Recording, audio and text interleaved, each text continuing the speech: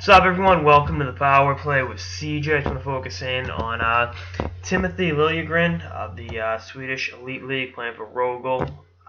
Has 2 goals in 2 games with the U20 team over there, the top-ranked defenseman for the 2016 NHL entry draft. Projected by many to go number 2 overall, behind Nolan Patrick, and he presents the dynamic of the franchise center versus franchise defenseman, and quite frankly, usually I err on the side of the defenseman, but I like Patrick a lot, so it's kind of one of those catch-22 situations. Great offensive defenseman.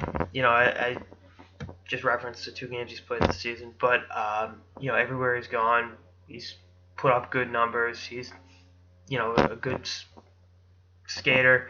Not the biggest kid in the world. He's about 6 feet, but that's roughly the same size Drew Doughty is, and Doughty went number 2 in the draft, and he's done okay. His work defensively is, I think, a work in progress for the best way to describe it, but I don't think it's as much of a weakness as, some of the other defensemen in this draft. I think there's a good mastery of the game, and, the fact that he's got experience playing against men over the last 2 seasons is, played 19 games with Rogel's Swedish league team last year, so he's got that.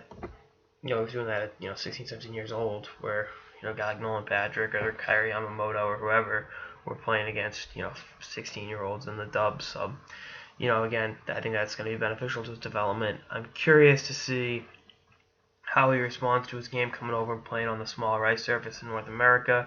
I think for someone whose game is predicated upon puck moving and all that, it's going to be a little bit different, a little bit of adjustment period. But I think he's a good enough player that won't be too big of an issue.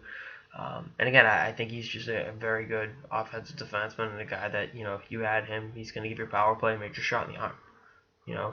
For teams like the Leafs and maybe Edmonton that have that franchise center that are going to suck this year. I mean, even to a certain degree, I guess, Arizona and teams that have a lot of forward depth, not a lot of depth in defense, that are going to really suck next year.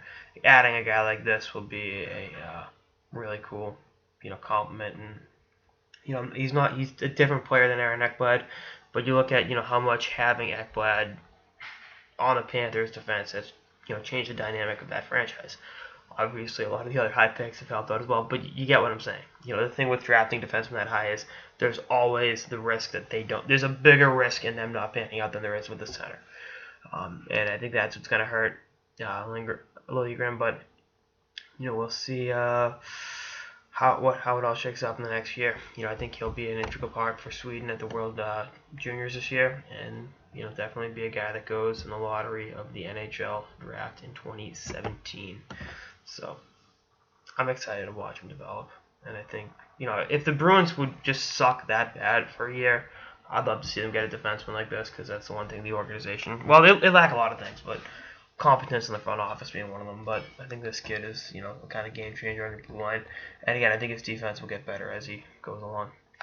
Anyway, that's all I got. And he's a righty shot, and we know how teams go crazy for righty shooting defensemen. Just one of those things. Anyway, that's all I got in this episode of the Power Play with CJ. Stay tuned for more episodes throughout the off season and beyond. Later, guys.